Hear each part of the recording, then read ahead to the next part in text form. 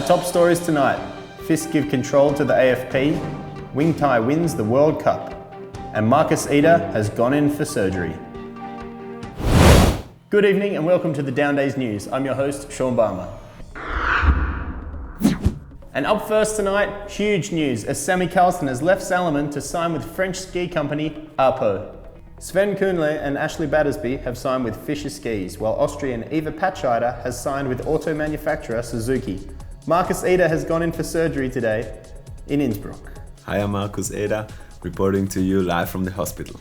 Yeah, yesterday I had the surgery and they did the ACL and the meniscus and the cartilage, and the bone is a little bit broken, but they didn't have to do it in the hospital till Friday, so 2-3 more days. I will be a judge at the line catcher, which I'm pretty excited about, and maybe at some other comps, and I might film a little bit with Niklas behind the camera. Yeah, I will go to Salzburg and to the Red Bull Center, and yeah, gonna have a awesome rehab, I hope, some good physiotherapy and lots of training, and I hope that I can go to New Zealand in the summer. And now back to you to the desk, Sean. Also attending the line catcher will be 16-year-old NZ Big Mountain Slayer George Pengelly, who seriously impressed at the North Face Free Skiing Open in New Zealand earlier this year. Sherpa Cinema have released JP Auclair's epic urban segment on Vimeo, and it's definitely worth a look if you haven't seen it yet. The Downdays movie tour has finally wrapped up after its final stop in Berlin. And the moment we've all been waiting for in the office, the new Downdays photo book has arrived, with a spectacular foil print of Sammy Carlson on the cover. Wing Thai Barrymore, winner of last season's SFR Tour, has won the Visa US Free Skiing Grand Prix Pipe event. Torin Yater Wallace took out second, with Duncan Adams claiming third spot and Frenchman Xavier Bertoni coming in at fourth, bossing his way through the pain barrier while skiing with a broken hand. In the women's, Britta Sigourney of the US took out the win in front of Rose Grunwood in second and Virginia Favre taking the bronze. The Kevin and Zav show, Follow Us TV, have launched their official new website, followus.tv. With live updates and a tracking function so we can creep them day or night, there will be 10 episodes of Follow Us TV this season. The Suzuki Nine Nights has moved house to Livigno, so expect plenty of well-fed riders at the event next year. The Swiss team have been training hard in the States, as this footage shows Kai Mahler is in the best form of his life, and teammate Cyril Hunsiger is also pushing the boundaries as these two set their sights on the upcoming Jew Tour in Breckenridge. For all the lucky ladies out there, the Suzuki 9 Queens Wanna Be a Queen competition is on again. Check out the trailer down below for more entry info. And for those of you reading the Downdays Digimag app on your portable devices, version 1.1 is now available after a few bug fixes. And now for the weather, brought to you by Adidas Eyewear. A consistent week of snowfall for the Central Alps is on its way and sure to play havoc with the upcoming SFR Tour stop in Val Thorens. The freezing level is going to drop to 500 metres, with consistent snowfall up until just before Christmas, when the large high pressure system should move in and provide us with some great bluebird power days over the Christmas break. Upcoming on this Friday, the majority of snowfall will head north and hammer Scandinavia with power, as the pressure will drop down to about 970 hectopascals, ensuring a heavy snowfall. The last couple of years with Vocal, we've been mucking around with different sizings, and as most of you have probably seen, I've been extending my jackets because I'm a pretty tall guy. And we've been working on that, and I've been sitting down with them talking about colorways and the fit, obviously.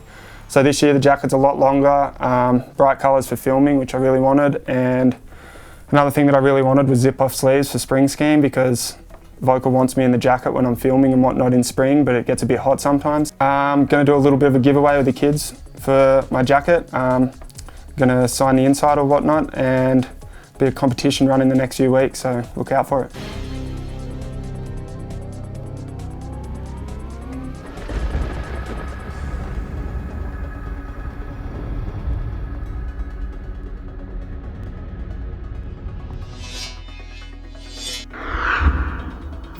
In a huge breakthrough for the sport, F.I.S have handed over all judging responsibilities to A.F.P, allowing them to certify and train all judges for the future of free skiing contests. They have also stated any event wishing to host a World Cup pipe event must have a 22-foot superbike, while no restrictions are placed on slopestyle courses, which will ensure that events remain interesting. The A.F.P's 100-point scoring system has also been implemented into F.I.S. World Cup status may be applied to some already existing events, and with new events being planned around the current schedule to make it easier for athletes. This is great news for those who are fearing what would happen once we handed over our sport to F.I.S, and has raised some serious eyebrows over at TTR, who have been trying to get a similar result for years. This could reignite the race debate between skiing and snowboarding, which would be a backward step for everyone.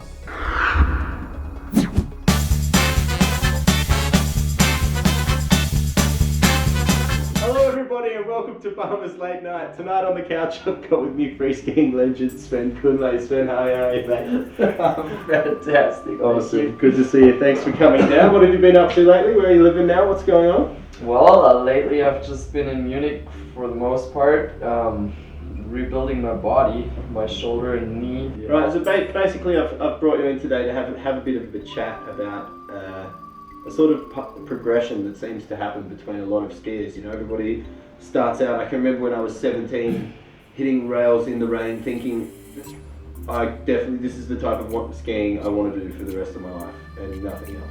And then slowly it cruises along and you find yourself in a mountain in the backcountry going, what the fuck was I doing hitting rails? This is awesome. Have you had a bit of a progression like that yourself? Yeah, most definitely. It's pretty much been that story, you know. I think when you're young it's easy to hit the park because it's there's not much effort to it. You just basically have the weekends, even between the school days, you just go up and hit the park, you know. And then, as you said, I think it really is the progression that it takes in terms of experience and such to be able to go out in the backcountry and, you know, be smart, and just there's like lots of skills that are required to be in the backcountry to start with, and I think that's why, you know, that's the natural path maybe of the skier's life. And for me personally, I mean, I was in the same boat. I was just hitting the park and being stoked and didn't really, you know, look beyond what's out there. It was just basically the park, skiing, and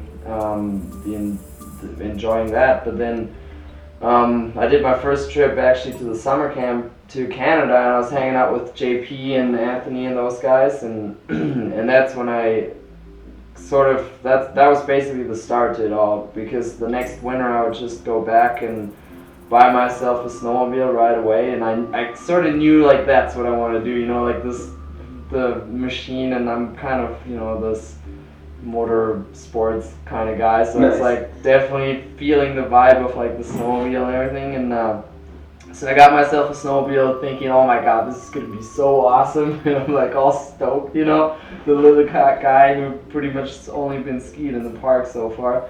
And then I go out on my first day, and it was a deep day, first day snowmobiling, and I swear after this first day all I wanted to do is sell the snowmobile. Like, it was ridiculous, man. Like, I literally was stuck all day, had no fun whatsoever.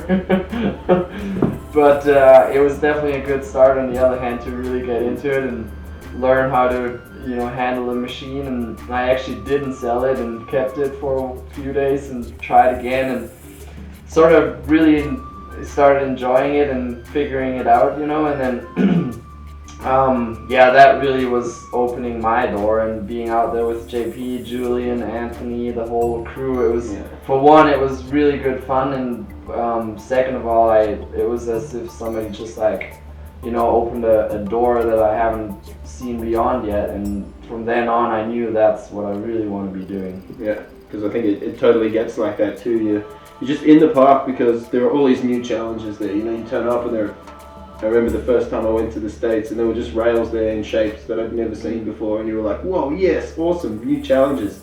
Then you're there for a while and all of a sudden this whole new set of things come along that you don't know anything about, and I just felt like, whoa, I have to learn about this stuff. And I think the backcountry is a lot like that because it offers a lot of opportunities, really. Yeah, definitely. I mean, nowadays when you look around, I think the park is definitely, I mean, you know, you can't compare the parks anymore to what they used to be, so there's definitely progression in parks as well, and I'm sure that, you know, for the kids, I mean, looking what the kind of tricks they do and the kind of creativity that's going down in the park is amazing, but for me personally, I think the real progression, or what I really like about the backcountry, is for one that you really put into the nature, and like you really get to experience, you know, a lot more of the natural perspective, and like just the powder in the mountains, and like so many times I find myself out there and I'm just like amazed by where I am, you know, and just that vibe that you get, and the way you have to like sort of integrate yourself into this natural sort of terrain park, which it really is, you know. Yeah. That's what makes it so challenging and also so exciting, and that's definitely, it never gets old. Every day you go out there, it's something new, and you're dealing with a new feature every single day, and it just can't really get any better, you know. Yeah, totally. And you definitely do start to notice things when you get away from a resort too. I noticed it in New Zealand at the Heli Challenge a few years ago. The helicopter left, and then everyone's just sitting there, and it's totally quiet. There's no sound, and it's a pretty serene moment. It's kind of nice to get into nature like that. Oh yeah. And what are your future plans coming up soon? How far into multiple sets of rehab are you at the moment?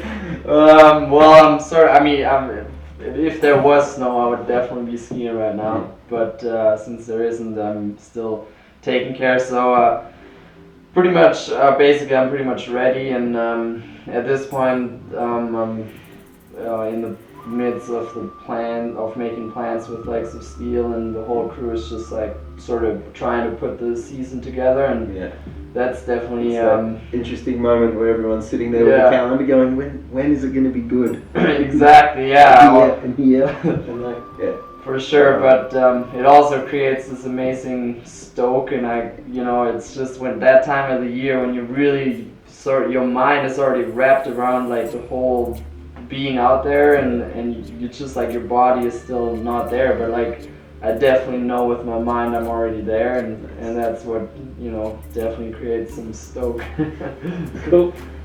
And you've just signed up with Fisher? That's correct.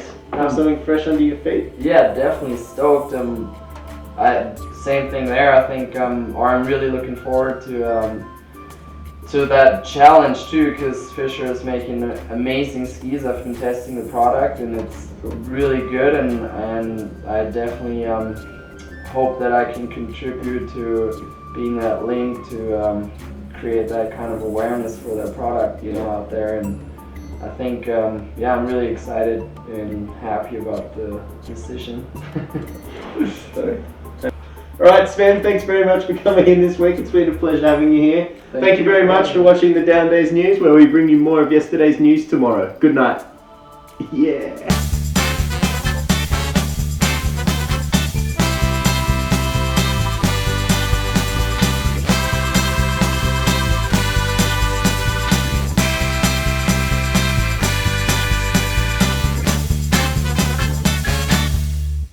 Look what Roy made for me. Yeah, snowboard. Fuck, I hate you. Hurt myself playing computer. I fell off the chair. I hate you. I know. You fuck. Now I'm gonna do that whole bit again. Oh man! This one's gonna be fake.